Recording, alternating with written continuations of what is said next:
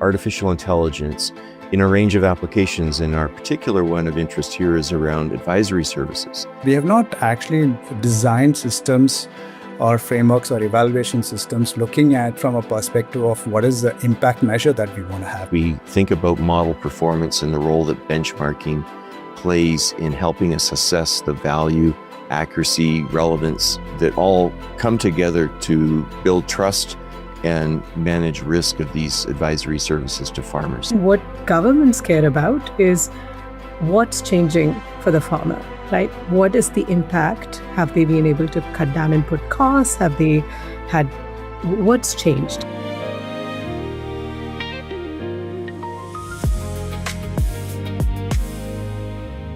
Well, welcome to the fourth episode of Grounded Intelligence. And today we're going to be talking to experts on the topic of benchmarking. Now, if you don't know what that means right now, don't worry, we're going to explore it in this conversation. But basically, benchmarking is a tool or application that allows us to check the accuracy of large language models as they deliver a wide range of services. The ones we're going to focus on today are going to be around advisory services. And we're going to be learning from experts in the field, especially at the vanguard of application of benchmarking for farmers, which is India. And so today I'm joined by Praveen, Pankajakshan, and Deepa, Karthykeyan, both from Athena Infonomics, who has really been a pioneer in the translation of these new resources in serving a wide range of stakeholders, including government, private sector, and of course, farmers themselves. So welcome Praveen and Deepa to this conversation, and I look forward to learning with you as we explore the exciting topic of benchmarking.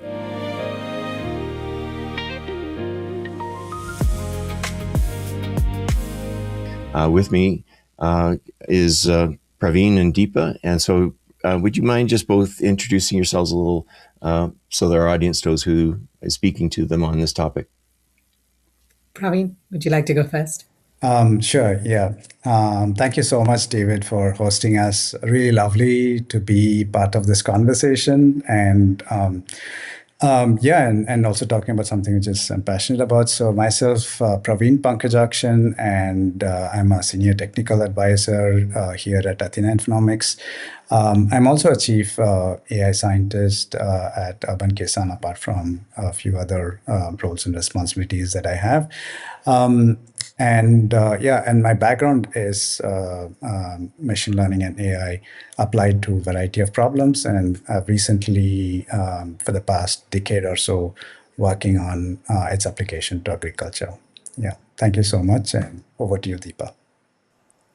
Thanks, Praveen. Everything I've learned on the job working with Praveen. So I think this is a real privilege, Praveen, to also have you here and to be on this in this discussion. So, David, also thank you for including me. I'm probably going to learn more than I share. But Deepa Karthykeyan, I'm co-founder partner of an organization called Athena Infonomics, and we're an organization that works at the intersection of data tech and social impact.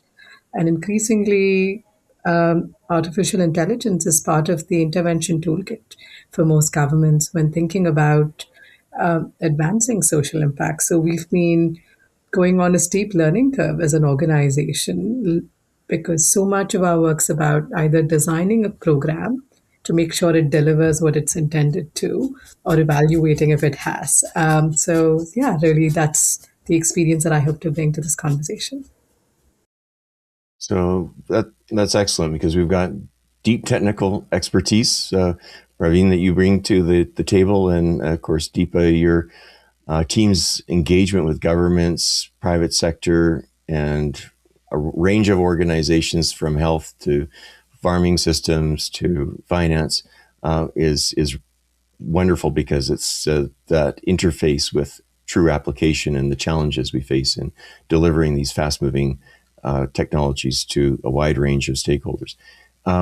So, Praveen, maybe I'll just turn to you as we paint the context of benchmarking in the context of advisory services for smallholder farmers, especially those in India, but it has a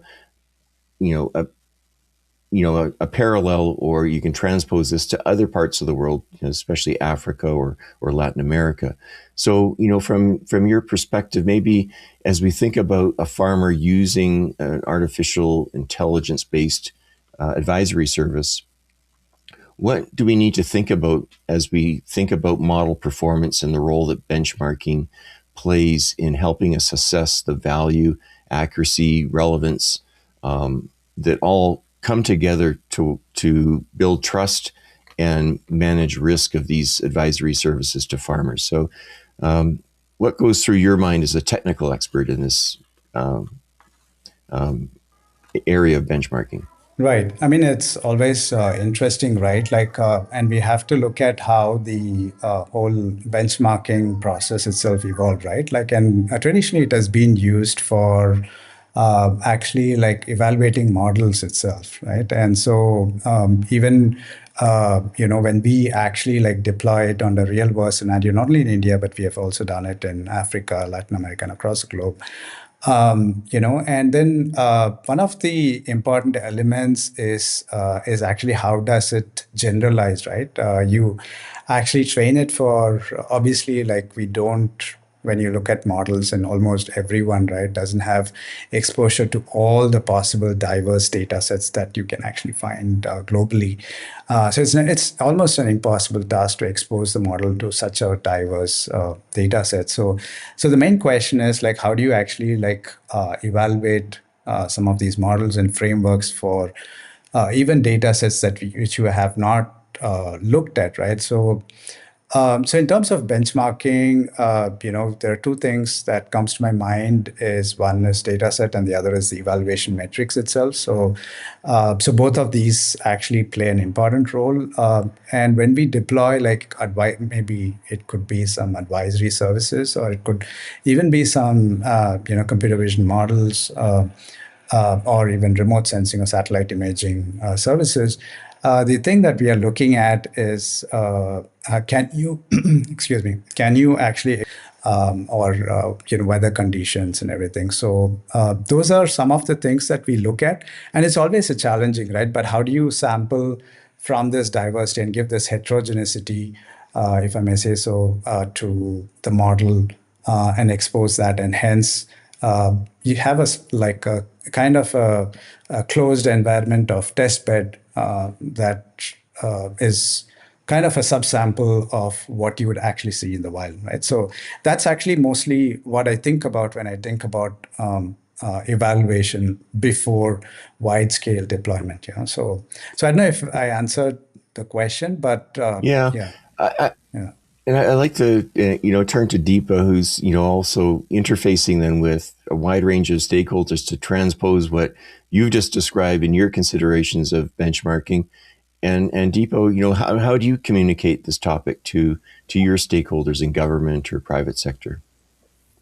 I think it's such a so I think there's value in contextualizing where conversations around benchmarks sit in the context of safe and responsible AI use first, David, right? So, one of the things we've observed, and again, a lot of what, even in the work that we're doing, there's more time and money going into building models at the moment than these models actually being used necessarily. So that feedback loop hasn't necessarily kicked in, at least in the programming we've been engaged in so far. And what's already becoming very evident and what governments care about is what's changing for the farmer, right? What is the impact? Have they been able to cut down input costs? Have they had what's changed? And I think there are two parts to it.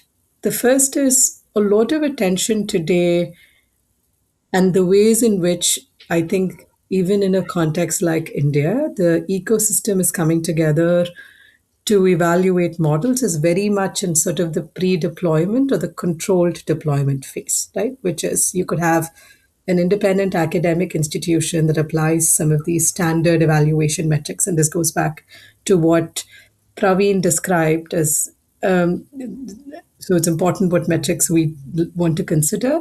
Now, generally, governments would lead with, is this model evaluated and certified? And the answer to that could be yes, it is, because there was a third party academic institution that did certify it. But that was done on a pilot of 100 farmers in a pre deployment or a deployment in the context of a controlled environment.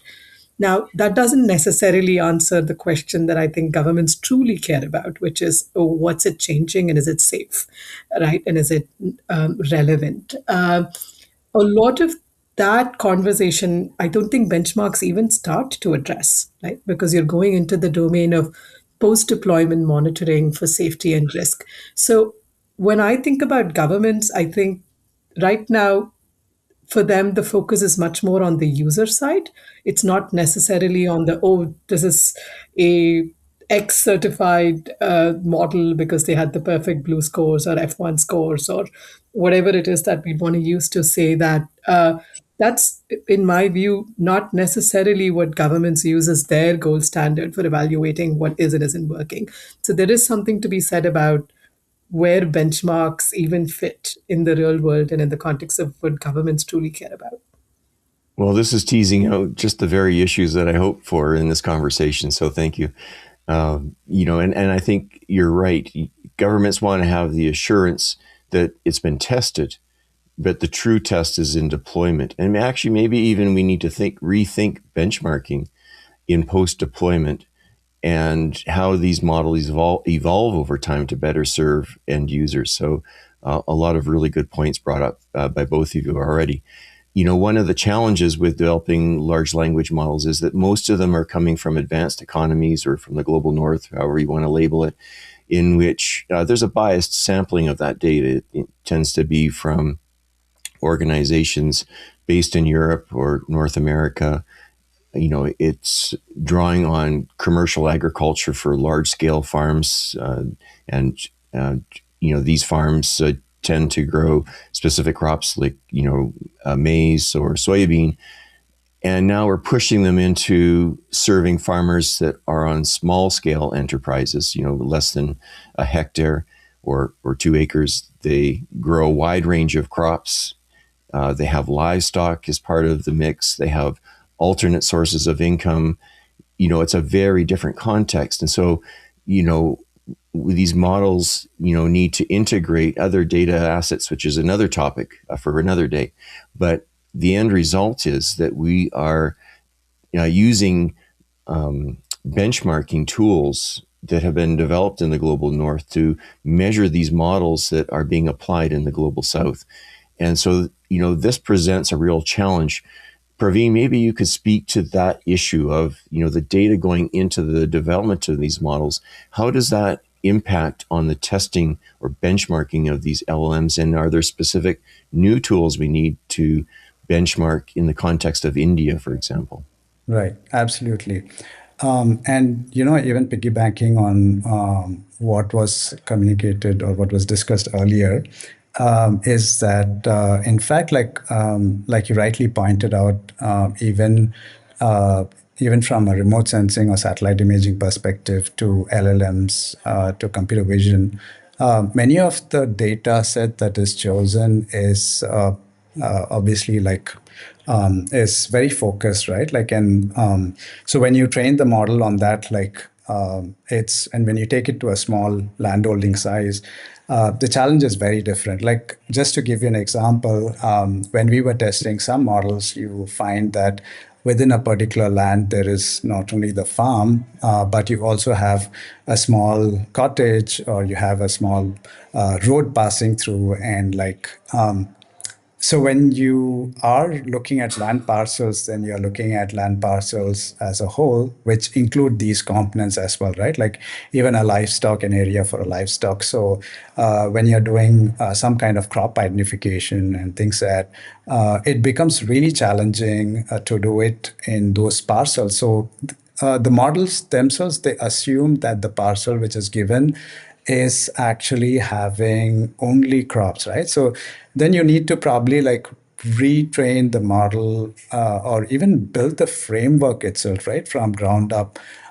saying that you are going to expose the model during inferencing and deployment to not only croplands, but you're going to have like other, like there's going to be a bore well, there's going to be other things, right? So in some way, I think needs to be a thought process also when you build the model. And I'll come to an important point is the design framework itself.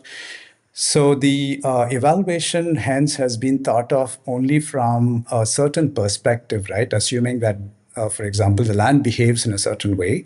And so the evaluations are done in that. But if you just step back and look at what Deepa was saying or what you were saying, like we have not actually designed systems or frameworks or evaluation systems looking at from a perspective of what is the impact measure that we want to have. We have looked at F1 scores, and but even most of the recent evaluations that we are looking at bias fairness has been thought of as an afterthought, right? And that is because of how these models has been traditionally been evaluated, as we have been looking at it from a very unidimensional problem of like either error rates or F1 scores or BLEU scores and things like that, right? So I think that definitely needs kind of like now that we have like large scale systems deployed, now we have to go back to the whiteboard and like design new frameworks and even evaluation metrics, I would say, which combines all the elements that you talked about, David, at the beginning, including bias, fairness, right, and all those elements. So how do we and when we are doing large scale deployment is when we get these gaps, right? Like we find these gaps and we know that benchmark data sets have these gaps and hence evaluations have it, models have it, right? So how do we now, because after now that we have like wide scale deployment, we are seeing those gaps, how do we now go back and reframe those, right? And redesign. So that means like the whole thought process of right from design stage to building the model to evaluation has to be rethought about.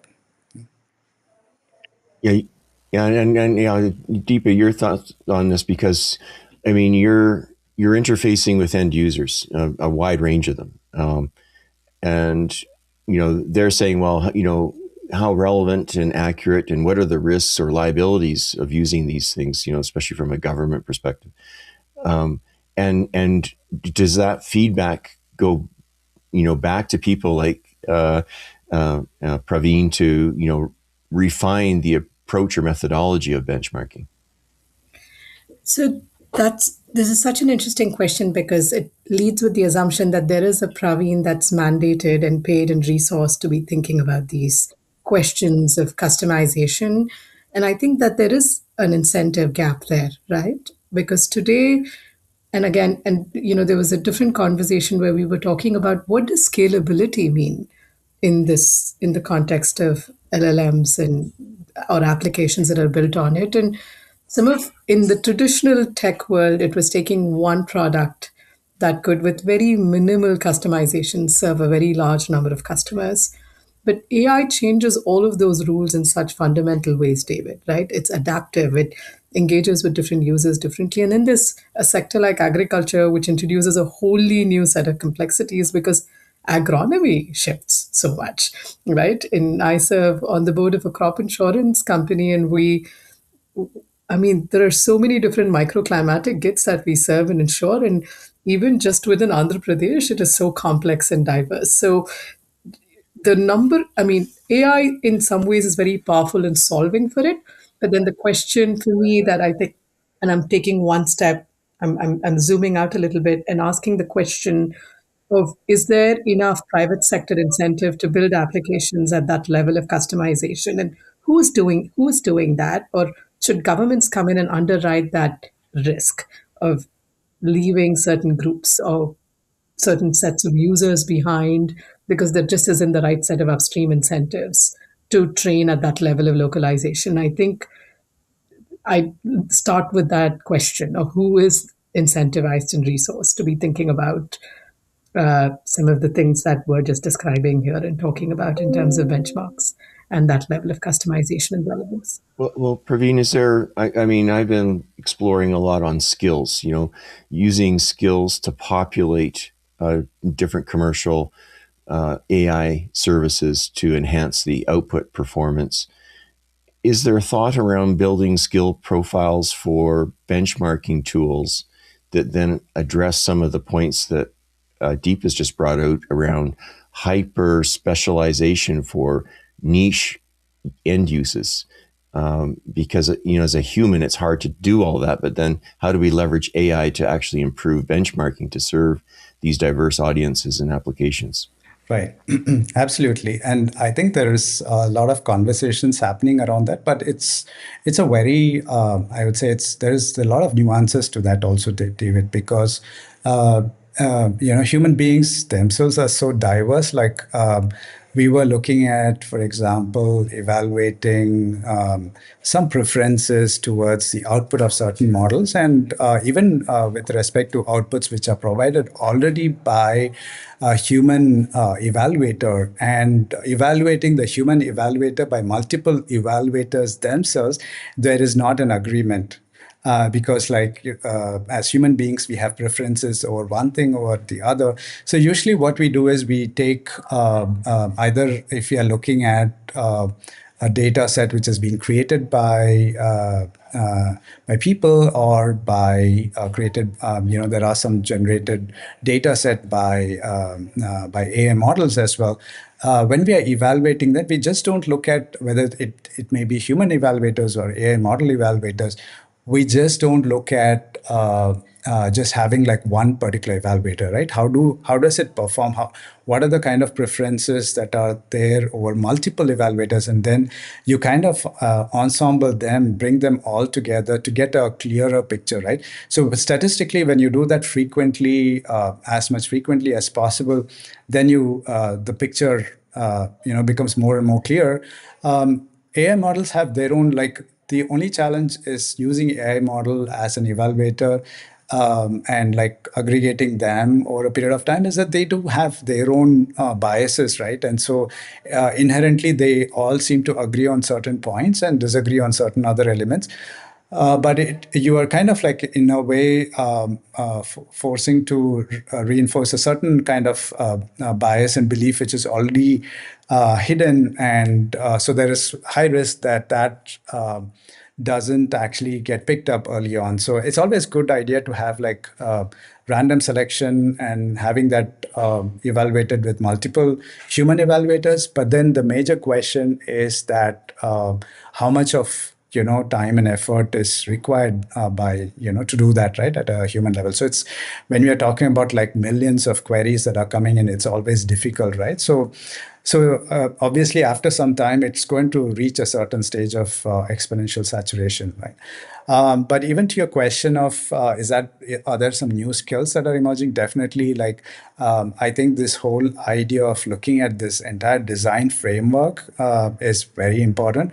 And then what as part of this whole topic itself, I was thinking, like, this is going back to the table and thinking about, like, even what do we have as evaluations, right? Like, I come back to the metric because it's an important tool. And the metric system itself, we have not had like robust metric systems for evaluating something like, a multiple of factors, like you and Deepa were pointing about, to farmer income or farmer impact, even environmental impact, trust, right? And so there are a lot of gray areas that really need to be addressed, right? And how do we address them reliably? And that involves like a multiple set of people coming together, not only data scientists or AI scientists, but it also needs field teams coming in, policymakers, economists, and all of that, environmentalists, right, ecologists coming together, so agronomists. So all of these inputs need to be taken when we want to design a robust system, right? Like, so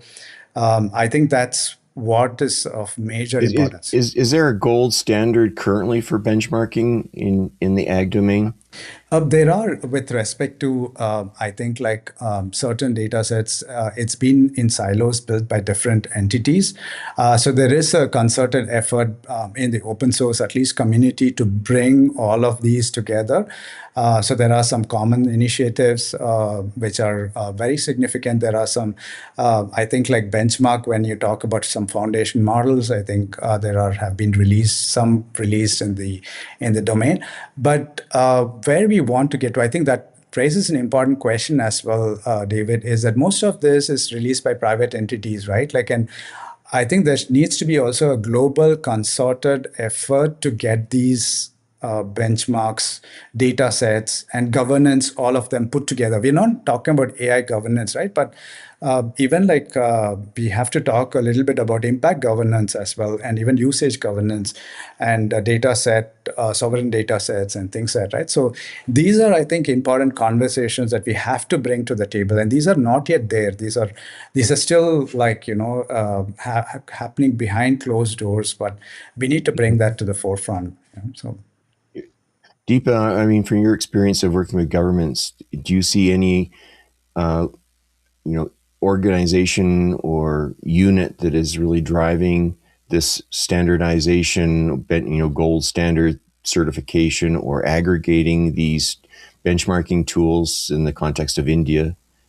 Yeah, I think that we're starting to see an interesting trend where we now have departments of AI that state governments are starting to set up with a minister that's overseeing it, which the mandate, the forms, and the functions that these departments are likely to perform is yet to be seen. But for me, the fact that that governments are starting to take this seriously and to the point that it merits a dedicated institutional ministry almost is, I think, encouraging, David. I do see that the current, at least the current protocols, is that we are leaning on academic institutions that are certified like AI centers of excellence to be able to provide some of that guidance in terms of certifications.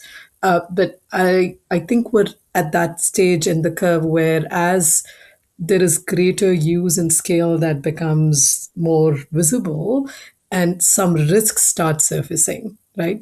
Risks, both political as well as safety risks, become more visible. And for example, they're already very visible in health, right? So you'd see, therefore, health gets a lot more attention. It's a lot more mature.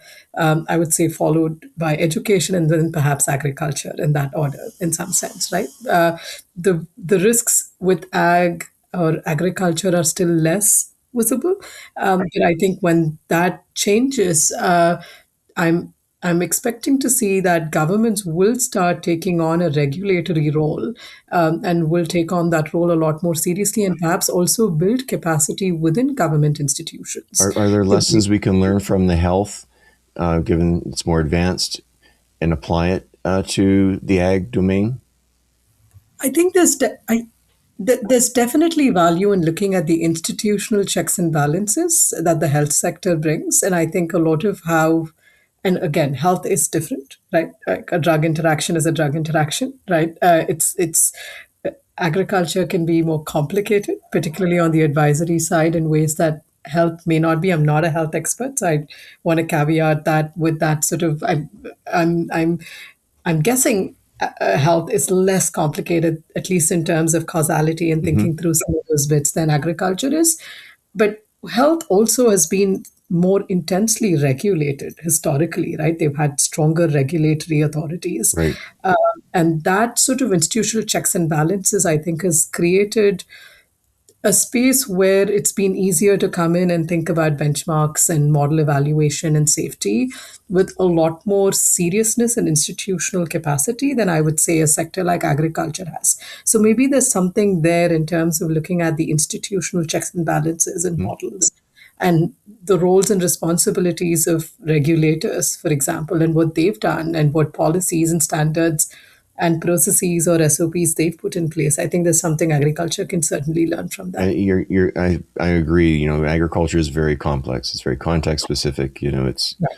extremely challenging. It's a data intense enterprise, I say, but it's operating in a data poor environment. And so Right. I think that translates to AI as well.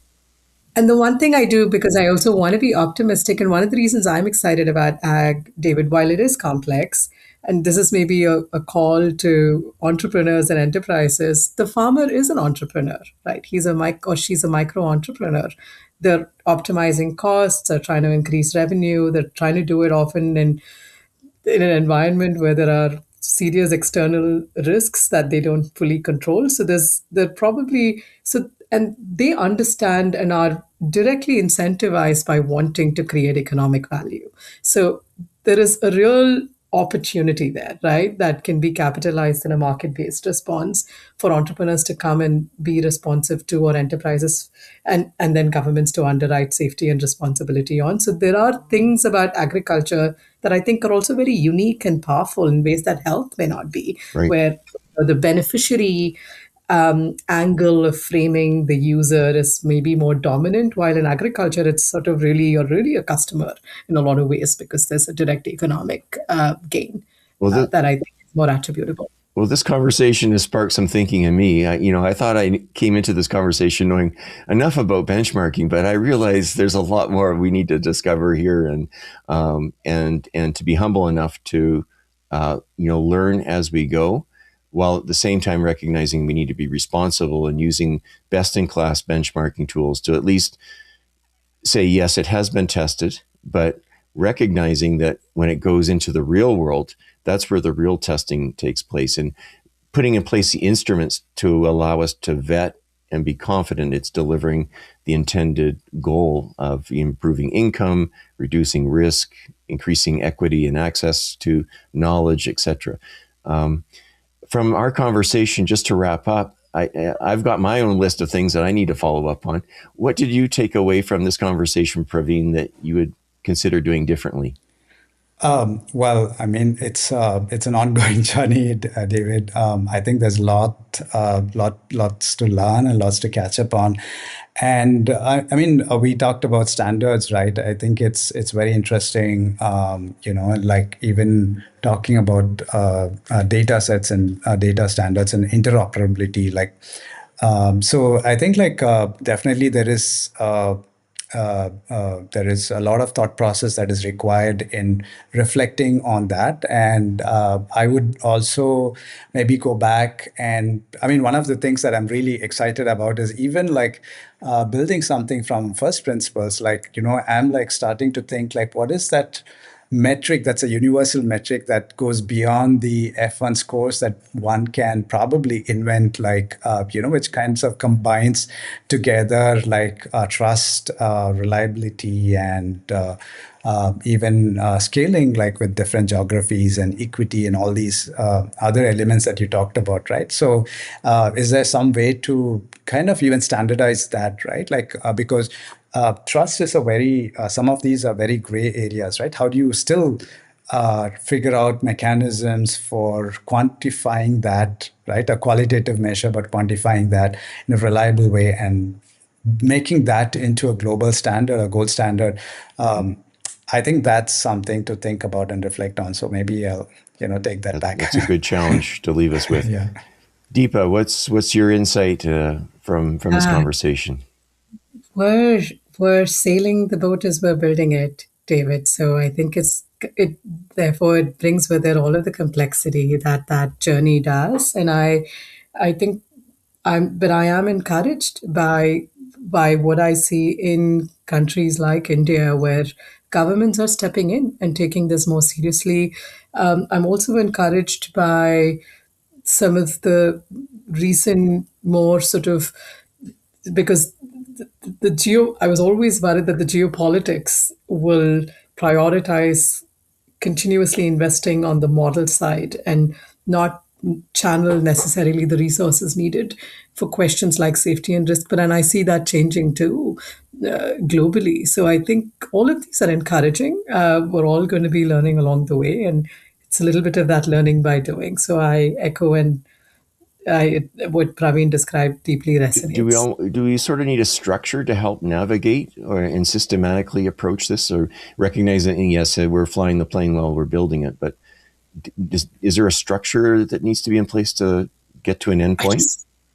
I do think that, I mean, it's so difficult. And even when I think about a country like India, every state has such a different mix of political economy incentives, institutional architectures, majority, fiscal resources, that it's almost, it's a great question, actually. I don't think I want to respond to that with an answer, because I think it's a question worth thinking about, saying, is there some sort of a method to this? Great. this crazy navigating this, but I certainly think I think it's an interesting one to think about. Well, maybe that's a good way to end with another conversation to follow.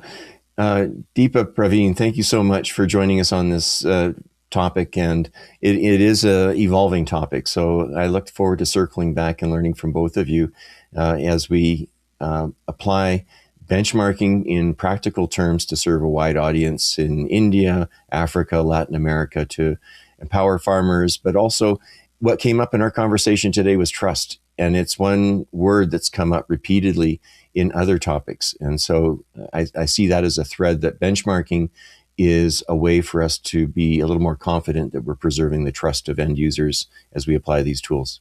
So thank you both. And I look forward to following up with the subsequent conversation. Thank you, David. Thank you so much, David. Yeah. Keep up the great work. Thank you so much. Thank you.